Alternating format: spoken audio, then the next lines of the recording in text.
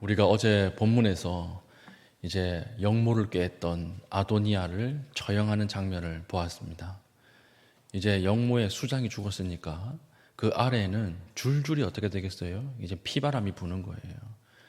근데 하나님 앞에 하나님의 뜻은 솔로몬이 왕이 되는 것이었는데 아도니아가 이것을 가로채어서 자신이 왕이 되려고 했죠. 거기에 붙은 두 사람이 오늘 명단으로 등장하고 있습니다. 첫 번째 사람은 제사장, 대제사장이었던 아비아달이라고 하는 사람이었죠. 당시에 대제사장이라고 하면 오늘날 국무총리급이에요. 그러니까 이 사람을 원래는 죽여야 되는데 이제 죽이진 않고 이제 고향으로 파직시키는 것입니다. 그래서 오늘 본문의 26절 보면 왕이 제사장 아비아달에게 이르되 내 고향 아나돗으로 가라. 너는 마땅히 죽을 자이로되 내가 내 아버지 다윗 앞에 주 여호와의 궤를 메었고 또 내 아버지가 모든 환난을 받을 때에 너도 환난을 받았은즉 내가 오늘 너를 죽이지 아니하노라 하고 죽여야 되는데 죽이지 않고 고향으로 쫓아보내는 것입니다. 그리고 또 한 사람이 나와요. 누구였죠? 국방부 장관 요압이라고 하는 사람입니다. 이 사람은 용서받지 못하고 죽는 것입니다. 그러면 아비아달이라고 하는 대제사장과 요압이라고 하는 국방부 장관이 처음부터 이렇게 악했을까요? 처음부터 다윗의 반역을 꾀하고 그랬을까요? 그렇지 않습니다. 오늘 솔로몬도 인정하잖아요. 아비아달, 이거 원래 네가 죽어야 되는데 네가 아버지와 함께 굉장히 큰 고생을 했다. 옆에서 아버지를 도와서 이 했던 공적을 내가 인정한다. 이렇게 이야기를 하는 것이죠. 실제로 아비아달은요, 오벳 에돔의 집에서 예루살렘 성으로 법궤가 들어올 때 그 법궤의 이동을 맡아서 했던 사람이에요. 그러니까 다윗이 기뻐할 때 그 옆에서 같이 기뻐했던 사람입니다. 그리고 다윗이 가장 힘들 때 압살롬을 피해서 피신할 때 그 옆에서 압살롬을 피해서 목숨을 걸고 다윗과 함께 피신하면서 다윗을 보좌했던 사람이에요. 그러니까 온갖 산전수전 다 겪었던 사람이에요. 근데 이 사람이 말년에 이상해진 거예요. 그 요압은 어떻습니까? 요압은 다윗 군대의 총사령관이었죠. 이 사람도 생애 순간순간 다윗에게 충언을 했을 정도로 아주 충직한 사람이었습니다. 그리고 군대 총사령관이었으니까 얼마나 전쟁을 잘했는지 탁월한 전략가였고 탁월한 전사였습니다. 그래서 우리 열왕기 상하, 역대 상하를 보면 다윗이 무슨 일이 생길 때마다 누구를 제일 처음 부르냐면 요압을 불러요. 요압을 통해서 일을 할 정도로 아주 충직한 그런 신하였습니다. 근데 이 사람이 말년에 누구에게 붙었어요? 하나님의 뜻은 솔로몬인데 아도니아에게 붙었다라고 하는 사람이에요. 그러니까 이 사람이 처음엔 잘 나가다가 마지막에 아도니아에게 붙음으로 해서 자기의 명을 재촉한 것이죠. 그럼 왜 이렇게 됐을까요? 이게 이제 오늘 설교의 아주 중요한 부분입니다. 왜 처음엔 잘 나가다가 뒤에 이렇게 비참한 말년을 보내게 되었는가? 이것이 오늘 자세히 보면요. 이게 권력욕 때문이에요. 권력욕. 권력에 대한 욕망이에요. 그러니까 사람을 의지하는 사람들의 가장 큰 특징이에요. 사람의 줄을 딱 서려고 대기하는 사람들 있죠. 이 사람들의 가장 큰 특징이 오늘 이 두 사람에게서 나온다라고 하는 것입니다. 우리 오늘 보니까 35절 보면 제사장을 사독으로 삼았다 이렇게 되어 있죠. 그 당시에 대제사장이 두 명이었습니다. 사독과 아비아달이었어요. 근데 아비아달 입장에서는 자신이 계속해서 대제사장으로 올라가 있기 위해서는 누구 편에 붙어야 돼요? 아도니아 편에 붙어야 되는 거예요. 그러니까 이 사람들은 아도니아가 왕이 될 줄 알았거든요. 이번 주 우리 성경 공부할 때 했죠. GQS 할 때 아마 설명을 들으신 분도 있을 겁니다. 첫째 아들, 다윗의 첫째 아들이 암논이라고 하는 사람이에요. 이 사람은 누이 동생을 이렇게 욕보이다가 압살롬에게 죽었습니다. 첫째 아들 죽었어요.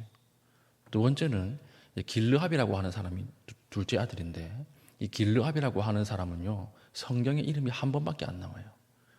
그러면 어떤 사람이냐면 이 사람은 왕이 되기에 아주 부족한 사람이었든지 아니면 왕이 될 생각이 없었던 사람이었든지 정통성에 문제가 있었든지 이런 사람이에요. 그러니까 이게 왕에 대해 제하여진 사람이고, 셋째 아들이 누구냐면 압살롬이에요. 아버지를 반역하고 형을 죽였던 사람. 가족 살해한 사람이 어떻게 왕이 되겠습니까? 못 되죠. 넷째가 누구예요? 아도니아거든요. 그러니까 아도니아가 가만히 보니까 가만히 있으면 내가 왕이 되겠네, 이렇게 생각을 하고 있다가 갑자기 누가 튀어나오는 거예요? 솔로몬이 튀어나오는 거예요. 항상 하나님의 사람은 숨어 있는 거 아시죠? 하나님은 항상 인물들은 숨겨두세요. 솔로몬이 튀어나오니까 당황하기 시작한 겁니다. 첫 번째 누가 당황했어요? 국방부 장관인 요압이 가장 당황했던 거예요. 이러다가 내가 다음 정권에서도 국방부 장관 할 수 있을까? 이런 두려움이 생겼고, 또 제사장 국무총리인 아비아달은 내가 지금 사독과 경쟁 상대인데 사독은 솔로몬에게 붙어 있거든요. 지금 나는 아도니아에게 붙어가지고 다음 정권에서도 정권을 뒤집어서 아도니아를 왕으로 만들자, 이렇게 해서 이렇게 붙게 된 것이죠. 그 안에 뭐가 있습니까? 하나님의 뜻이나 묵상이나 기다림은 없고 오로지 사람을 통해서 사람의 줄을 잡아서 내가 다음 정권에서도 계속해서 떵떵거리고 살겠다, 이거예요. 이거. 요압도 마찬가지죠. 요압도 32절 보면 요압이 죽는 이유에 대해서 이야기를 합니다. 솔로몬이 어떻게 죽습니까? 두 사람의 피를 흘렸다는 거예요. 첫 번째는 아브넬이라고 하는 사람을 요압이 죽였거든요. 아브넬이라고 하는 사람은요, 사울의 군대 총사령관이었습니다. 근데 사울이 죽고 나서 그 사울의 아들 이스보셋이라고 하는 왕이 옹립이 되었어요. 북이스라엘에 옹립이 되고 그 아래에서 장군을 하다가 사이가 틀어진 거예요. 그래서 이 사람이 다윗에게 망명해서 저를 보호해 주십시오. 그러면 제가 이스보셋과 전쟁을 할 때 도움을 주겠습니다. 그래서 통일 왕국을 다시 한번 마련해 주십시오. 이때 다윗이 그렇게 하겠다고 약속을 했거든요. 그런데 요압이라고 하는 국방부 장관이 쫓아가가지고 이 아브넬을 찔러 죽인 거예요. 그러니까 지금 이 사람 마음속에는 뭐가 있었던 겁니까? 통일 왕국이 되어서 나라가 하나가 되면 국방부 장관도 한 명이어야 되잖아요. 그러면 자기 생각엔 누가 국방부 장관을 세울 것 같아요? 아브넬이죠. 나라를 하나로 만드는데 가장 큰 공을 했으니까. 그러니까 이 사람을 찔러 죽이는 거예요. 물론 그 사이에는 자기 동생을 죽였던 원수이기도 합니다. 그러나 이 사람은, 요압이라고 하는 사람은 권력욕이 더 컸던 거예요. 또 죽은 사람 한 사람 더 나오죠. 예델의 아들 아마사. 똑같습니다. 이 아마사라고 하는 사람은 압살롬이라고 하는 아들이 있었죠. 다윗을 반대해서 이렇게 쿠데타를 일으켰던 아들. 그 아들이 임명한 군대 총사령관이에요. 근데 이 아들이 이제 진압이 되고 나서 이 군대 총사령관인 아마사가 다윗에게 항복했거든요. 저를 살려주십시오. 충성스럽게 대하겠습니다. 근데 다윗이 은혜를 베풀어서 그래, 너의 생명을 해치지 않겠다 약속했습니다. 약속을 했는데 그 옆에 듣고 있던 요압이 찔러 죽인 거예요. 그러니까 이게 무슨 말입니까? 억울한 사람의 피를 두 사람이나 지금 요압이 찔러 죽였는데 그 죽인 이유가 무엇입니까? 권력에 대한 욕망. 그러니까 이 두 사람이 얼마나 사람을 의지했는지 알 수 있죠. 하나님을 의지하지 않고 사람의 줄을 잡고 사람을 의지해서 다음 정권에서도 내가 계속 떵떵거리면서 살겠다. 여기에 하나님의 심판이 임한 것입니다. 항상 성도들의 문제가 무엇입니까? 하나님보다 먼저 가는 게 문제예요.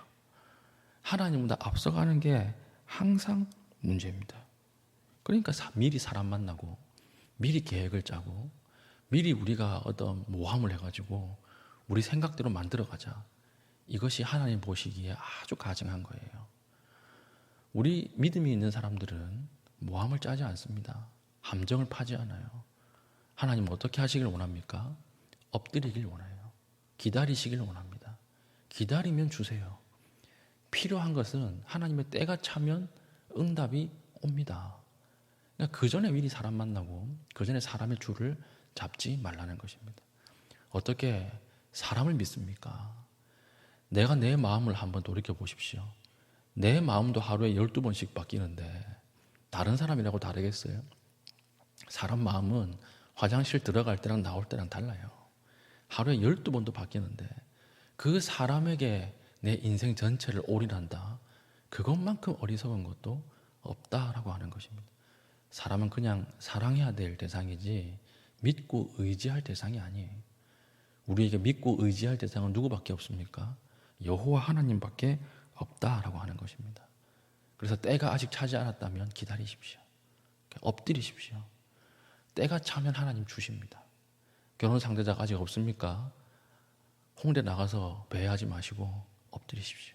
기다리십시오. 내가 원하는 것이 아직 이루어지지 않았습니까? 전화기부터 붙들고 또 그 사람 만나가지고 어떻게 해보겠다고 하지 마시고 엎드리십시오. 그게 하나님 진짜 원하시는 거예요. 기다리면 하나님 응답하십니다.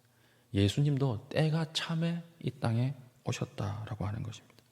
앞서가려고 하니까 편법을 사용하는 것이고 앞서가려고 하니까 청탁을 하게 되는 것입니다. 우리 안에 요압과 아비아달과 같은 이런 부분들이 있지 않습니까? 오늘 그 부분들을 기도하는 가운데 좀 들여다볼 수 있기를 축복합니다. 사람을 의지하지 마십시오. 하나님을 의지하십시오. 전문가도 몰라요. 전문가들이 우리가 보기에 많이 아는 것처럼 보이지만 전문가가 아는 것도 아주 소수예요. 여러분들 보기에 제가 성경을 많이 아는 것처럼 보이시죠? 제가 판단할 때 성경 전체의 0.01%도 모릅니다. 근데 저한테 모든 걸 다 맡기고 의지할 수 있겠습니까? 그래서 안 되는 거죠. 전문가도 모릅니다. 오직 하나님만 모든 것을 아시고 하나님만 우리를 인도해 가시는 분이라고 하는 것을 기억하시고 오늘 사람을 의지하는 손, 사람의 줄을 잡는 그 손을 놓고 하나님을 더 굳건히 붙잡을 수 있는 믿음의 신실한 주의 백성 될 수 있기를 축복합니다. 아멘. 기도하겠습니다. 이 시간 기도할 때에 하여튼 하나님 줄 서면 끝입니다. 기다리게 하여 주시옵소서. 기다리면 주신다고 약속하셨으니 하나님의 그 기다림 속에서 농부의 인내를 배우게 하여 주시고 사람의 손을 의지하지 않게 하여 주시옵소서. 이렇게 기도하시고 또 특별히 기도할 것은 우리 애녹구역의 김선동 집사님, 우리 어저께 기도했죠. 내일 금요일 날 고관절 수술을 받습니다. 보람의 병원에서 받는데 수술이 잘 진행이 되고 또 잘 회복될 수 있도록 기도해 주시고 또 뒤에서 기도하시는 신명숙 집사님 아내 되시는 신명숙 집사님을 위해서 기도해 줄 수 있기를 바랍니다. 우리 이 두 가지 기도 제목을 가지고 하나님 앞에 기도하시고 자유롭게 돌아가시겠습니다.